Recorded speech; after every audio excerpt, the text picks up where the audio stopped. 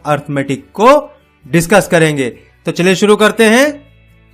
दोस्तों, सबसे पहले हम प्राइम नंबर्स को एक बार फिर से रिवाइज कर लेते हैं।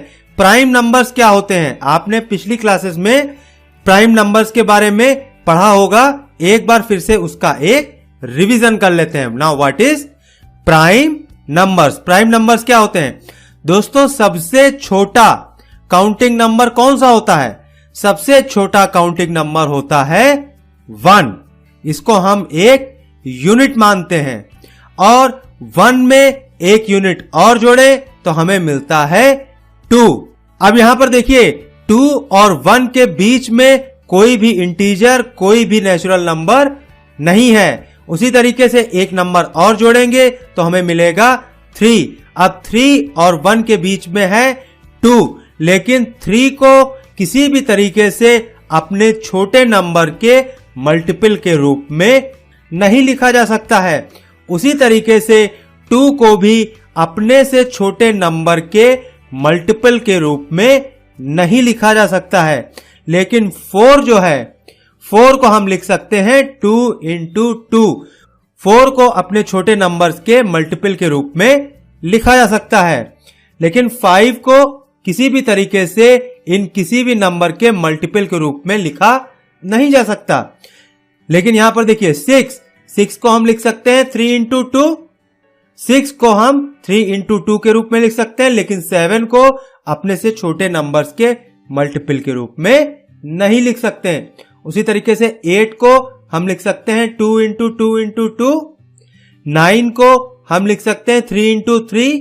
10 को हम लिख सकते हैं 5 into 2। यानी ये जो नंबर है, इन नंबर्स को अपने से छोटे नंबर्स के मल्टीपल के रूप में लिख सकते हैं, जबकि ये जो नंबर है, इन नंबर्स को अपने से छोटे नंबर्स के मल्टीपल के रूप में नहीं लिख सकते। यहां पर देखिए 11 को अपने से छोटे नंबर्स के मल्टीपल के रूप में हम नहीं लिख सकते हैं। तो इन सारे नंबर्स को हम कहते हैं प्राइम नंबर्स, और इन सारे नंबर्स को हम कहते हैं कंपोजिट नंबर्स। यानी वो नंबर्स जो अपने से छोटे नंबर्स के मल्टीपल के रूप में नहीं लिखे जा सकते, उन्हें हम कहते हैं प्राइम नंबर्स। और वो नंबर्स जिनको उनके छोटे नंबर्स के मल्टीपल के रूप में लिखा जा सकता है, उन्हें हम कहते हैं कंपोजिट नंबर्स। अब यहां पर देखिए, जितने भी कंपोजिट नंबर्स हैं वो भी प्राइम नंबर्स के ही मल्टीपल हैं। यानी जो भी नंबर होगा वो या तो प्राइम नंबर होगा या प्राइम नंबर का मल्टीपल होगा। एक से बड़ा हर नंबर या तो प्राइम नंबर होगा या तो प्राइम नंबर का मल्टीपल होगा। एक बार फिर से, एक से बड़ा हर एक नंबर या तो प्राइम नंबर होगा या तो प्राइम नंबर का मल्टीपल होगा। Therefore, a prime number is a natural number greater than 1 that cannot be formed by multiplying two smaller natural number। यानी एक से बड़ा हर एक नंबर जिसको अपने से छोटे नंबर के मल्टीपल के रूप में नहीं लिखा जा सकता, उसे हम कहते हैं प्राइम नंबर। दोस्तों, ये देखिए, ये कुछ एग्जाम्पल है प्राइम नंबर। प्राइम नंबर को मैंने ऑरेंज से हाईलाइट किया है, ये आप याद रखिएगा। यह है 1 to 100, इतने प्राइम नंबर्स पढ़ेंगे। 2, 3, 5, 7, 11, 13, 17, 19, ये सब प्राइम नंबर्स हैं। इन नंबर्स को अपने से छोटे नंबर के मल्टीपल के रूप में नहीं लिखा जा सकता। चलिए आगे बढ़ते हैं। Now the fundamental theorem of arithmetic is every composite number can be expressed or factorized as a product of prime, and this factorization is unique apart from the order in which the prime factors occurs। यानी जैसा कि मैंने बताया कि एक से बड़ा हर एक नंबर या तो प्राइम नंबर होगा या तो प्राइम नंबर का मल्टीपल होगा। यानी हर कंपोजिट नंबर को हम प्राइम नंबर के फैक्टर्स के रूप में लिख सकते हैं, और ये जो फैक्टराइजेशन होगा वो यूनिक होगा। यूनिक इन द सेंस कि उसके जो फैक्टर्स होंगे वो यूनिक होंगे। आप उसका ऑर्डर चेंज कर सकते हैं लेकिन फैक्टर चेंज नहीं कर सकते। अब इसका एक एग्जाम्पल देख लेते हैं। यहाँ पर देखिए 30 एक कंपोजिट नंबर है, इसको हम लिख सकते हैं 5 इंटू 2 इंटू 3, ये इसके प्राइम फैक्टर्स हो गए। इसको हम 2 इंटू 3 इंटू 5 भी लिख सकते हैं और 2 इंटू 5 इंटू 3 भी लिख सकते हैं। इसके प्राइम फैक्टर्स का हम ऑर्डर चेंज कर सकते हैं, लेकिन इनके प्राइम फैक्टर्स को हम चेंज नहीं कर सकते हैं। तो बात समझ में आई आपको? That every composite number can be expressed as a product of prime and this factorisation is unique apart from the order in which the prime factors occurs. चलिए आगे बढ़ते हैं। In general given an composite number x we factorize as x is equal to p1 into p2 into p3 dash dash dash into pn। दोस्तों generally किसी भी composite number का अगर हम प्राइम फैक्टराइजेशन करते हैं तो उसको हम असेंडिंग ऑर्डर में लिखते हैं। यहां पर p1 p2 p3 जो है वो असेंडिंग ऑर्डर में है। किसी भी नंबर का अगर हम प्राइम फैक्टराइजेशन करते हैं तो उस प्राइम फैक्टर्स को हम असेंडिंग ऑर्डर में लिखते हैं। This is called prime factorisation, इसी को हम प्राइम फैक्टराइजेशन कहते हैं। चलिए आगे बढ़ते हैं। दोस्तों एक एग्जांपल देख लेते हैं। Do the prime factorisation of 210 and 385। बहुत ही सिंपल है किसी भी नंबर का प्राइम फैक्टराइजेशन करना। अब यहां पर 210 का हम प्राइम फैक्टराइजेशन करते हैं, इसको हम डिवाइड करते हैं, देखते हैं ये सबसे छोटे प्राइम नंबर से डिविजिबल है। सबसे छोटा प्राइम नंबर कौन सा है? सबसे छोटा प्राइम नंबर है 2 और ये 2 से डिवाइड होगा तो आएगा 105। अब क्या ये 2 से डिवाइड होगा? नहीं, लेकिन ये उससे बड़े प्राइम नंबर 3 से डिवाइड होगा और 3 से डिवाइड होगा तो ये आएगा 35। अब ये ना 2 से डिवाइड होगा ना 3 से डिवाइड होगा, ये डिवाइड होगा 5 से और आएगा यहां पर 7। 7 इटसेल्फ एक प्राइम नंबर है। अब इसके और प्राइम फैक्टर्स नहीं होंगे। Therefore, prime factorization of 210 is 2 into 3 into 5 into 7। उसी तरीके से 385 का हम प्राइम फैक्टराइजेशन निकाल लेते हैं। अब यहां पर देखिए जो सबसे छोटा प्राइम नंबर है जिससे डिवाइड होगा वो है 5। अब इसको 5 से डिवाइड करेंगे तो आएगा 77। अब ये किससे डिवाइड होगा? अभी डिवाइड होगा 7 से तो यहां पे आएगा 11। Now prime factorisation of 385 is 5 into 7 into 11। तो दोस्तों इस तरीके से हम किसी भी कंपोजिट नंबर का प्राइम फैक्टराइजेशन कर सकते हैं। चलिए आगे बढ़ते हैं। Now with the help of prime factorisation we can calculate HCF and LCM of 2 और मोर पॉजिटिव इंटीजर्स। यानी प्राइम फैक्टराइजेशन की मदद से हम 2 या 2 से अधिक नंबर्स का एचसीएफ यानी हाईएस्ट कॉमन फैक्टर जो हम डिस्कस कर चुके हैं और एलसीएम यानी लीस्ट कॉमन मल्टीपल भी निकाल सकते हैं। अब दोस्तों ये एलसीएम क्या होता है? What is LCM? एलसीएम आप पिछली क्लासेस में पढ़ चुके हैं।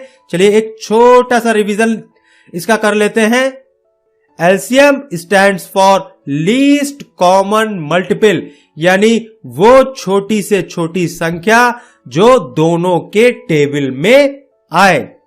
अब यहां पर देखिए मान लीजिए आपके पास 2 नंबर हैं 3 और 5।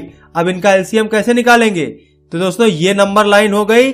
अब यहां पर देखिए 3 यहां पर होगा। अब 3 के मल्टीपल लिखेंगे तो यह आएगा 6, 6 के बाद 9, 9 के बाद 12, 12 के बाद 15। ये 3 के मल्टीपल्स होंगे। अब उसी तरीके से अगर हम 5 के मल्टीपल लिखें तो यहां पे आएगा 5, 5 के बाद आएगा 10, 10 के बाद आएगा 15। अब देखिए दोनों के मल्टीपल्स में जो सबसे छोटा कॉमन मल्टीपल है वो है 15। Now 15 is the least common multiple, यानी वो छोटी से छोटी संख्या जो दोनों के टेबल में आए, that is called least common multiple. तो दोस्तों ये तो हो गया least common multiple. Now with the help of prime factorisation we can calculate HCF and LCM of 2 और more positive integers.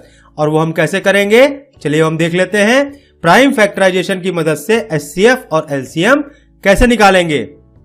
Find out HCF and LCM of 24 and 36 by using prime factorisation method. चलिए इसको solve कर लेते हैं। अब दोस्तों इस method से एचसीएफ और एलसीएम निकालना हो तो सबसे पहले हम क्या करेंगे? जो भी हमको नंबर्स दिए गए हैं उनका हम प्राइम फैक्टराइजेशन करेंगे। तो चलिए 24 का प्राइम फैक्टराइजेशन कर लेते हैं। इसको हमने डिवाइड किया, ये 2 से डिवाइड हो जाएगा तो आएगा 12, अगेन ये 2 से डिवाइड हो जाएगा तो आएगा 6, अगेन ये 2 से डिवाइड हो जाएगा तो आएगा 3। अब 36 का प्राइम फैक्टराइजेशन कर लेते हैं। नाउ 36 को प्राइम फैक्टराइजेशन करेंगे तो यहाँ पे देखिए 2 से डिवाइड करेंगे तो आएगा 18, फिर 2 से डिवाइड करेंगे तो आएगा 9, अब 3 से डिवाइड करेंगे तो आएगा 3। तो ये इसके प्राइम फैक्टराइजेशन हो गए। तो 24 को हम लिख सकते हैं 2 into 2 into 2 into 3, that is 2 to the power 3 into 3। उसी तरीके से 36 को हम लिख सकते हैं 2 into 2 into 3 into 3, that is 2 square into 3 square.